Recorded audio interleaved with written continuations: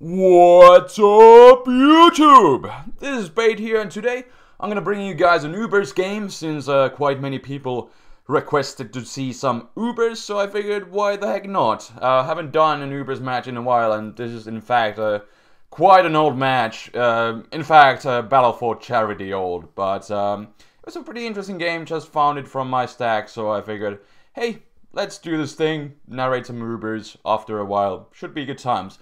Also, now that I remember, one of my battles was posted to Pokemoshpit yesterday, so in case you haven't seen that, please go watch it. It's a pretty interesting RU game, and I will leave a link in the description and possibly annotate it around if I just remember. So yeah, please go check it out. But anyways, got this team that Tony and I think Joey made. I decided to try it out at Battle for Charity. Except I decided to put a kind of random Primeape there instead of the Terrakion that they had, because I'm a hipster and Darkrai can suck my fist. But without further ado, let's jump right into this match. I am in fact going to lead with this Scarf Primeape and just go for the U-turn on this Deoxys attack to break its Focus Sash. And that actually rhymed a bit. Yay, go me. So anyways, break his sash and send out Kyogre, because I figure I might be able to possibly take a couple hits. Kind of depends what he goes for. But he actually decides to set up rocks. So that's interesting. And now that he did set up rocks, you know, I should be able to live a hit because Kyogre is really specially defensive. So I just go randomly for the Water Spout. Really should have gone for a different move because it's kind of gonna get cut in power. But he actually goes into his Scizor right here, and I'm just gonna stay in because I think this is a Specs Kyogre for that matter. So even though my attack is kind of crippled because of how less of a HP I have, you know, it still does like way over half to the Scizor because of stab and in rain specs and all that good stuff.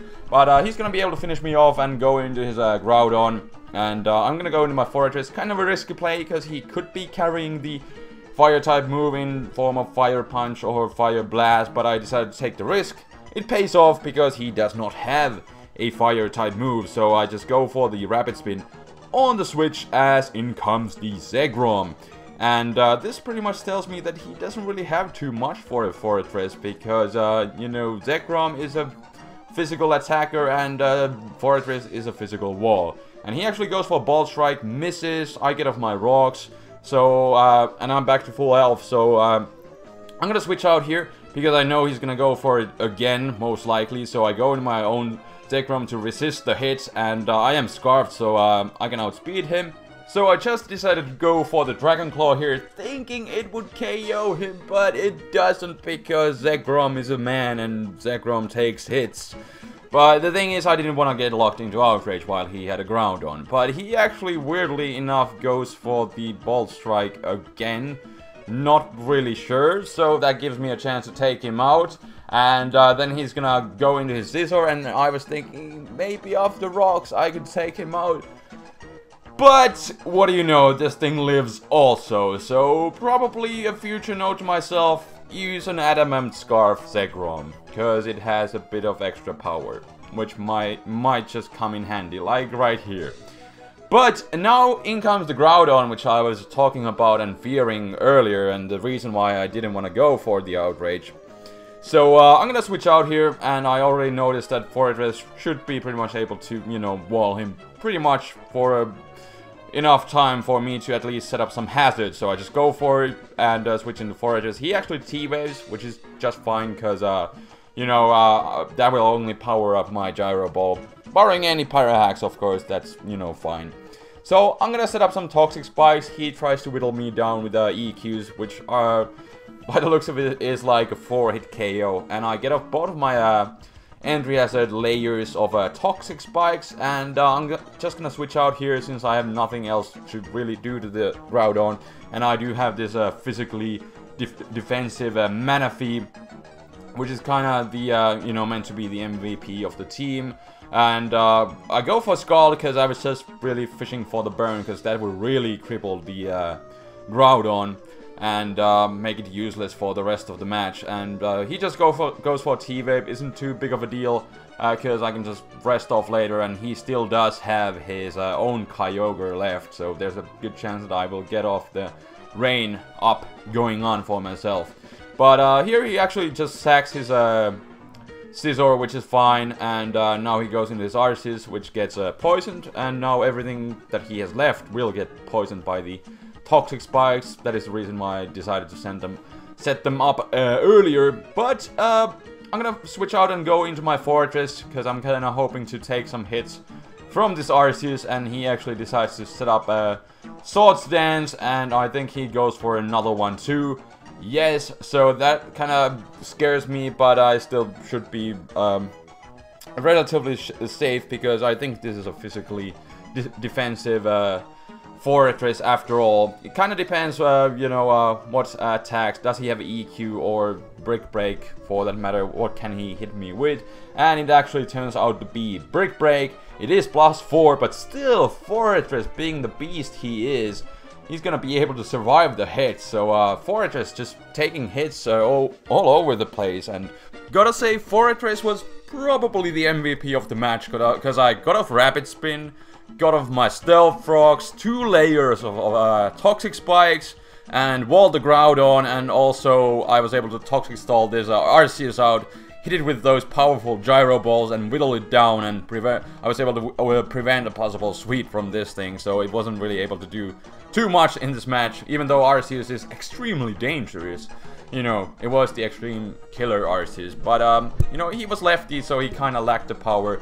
With Life Orb, he possibly could have been able to take me out with the Brick Break, but anyways, I digress. Since we got Groudon and Manaphy going on here, I figured I should be able to set up with this Manaphy, barring any hacks, go for a few Calm Minds, rest off, and then be fine for the Kyogre and just go from there. But here he goes for the Earthquake, and of course that would get a crit on my Manaphy, and on top of that, just salt to the wounds, I get a Parahax. So that kind of ruins my plans of Toxic Stalling this thing out. Except that I really have no idea what he was doing here, because he goes for T-Wave again, but then I get Parahaxed. And I think he just goes for T-Wave again, so I guess he just kind of gave up or just decided to be nice, but you really shouldn't be nice, because hacks just happen. So I get off the rest here, which is, you know, just fine. I still had like a Ghost Arceus, I think, and then my Primeape, and then also Zekrom, so I think I would have been, you know, just fine. Mostly with the Ghost type Arceus, but yeah, since he did that, I can, you know, rest off and get back to full health. Except he crits me again, which is just hilarious. So the Hex Gods really didn't like this Manaphy during this match, as it gets Parahax and critted all over the place. But I do get off the rest, so, but the thing is, I wasn't able to get off as many Calm Minds as I was planning to. But still, it is, you know, just fine, because I should be fine against the Kyogre anyways. But finally, the Groudon goes down, and he's gonna send out his last guy, which is the Kyogre. And since he does bring out the rain, I'm just gonna go for rest again, because, you know, I will just wake up on the next turn, and if I'm able to live a Thunder, that is. So I'm just gonna go for the rest here, get all of my HP back, and he's gonna hit me with the Thunder. And wouldn't you know, that is also going to score a critical hit on me. But it doesn't really matter. I think I could have taken one with Calm Mind and not being stabbed and bulky Kyogre and all that.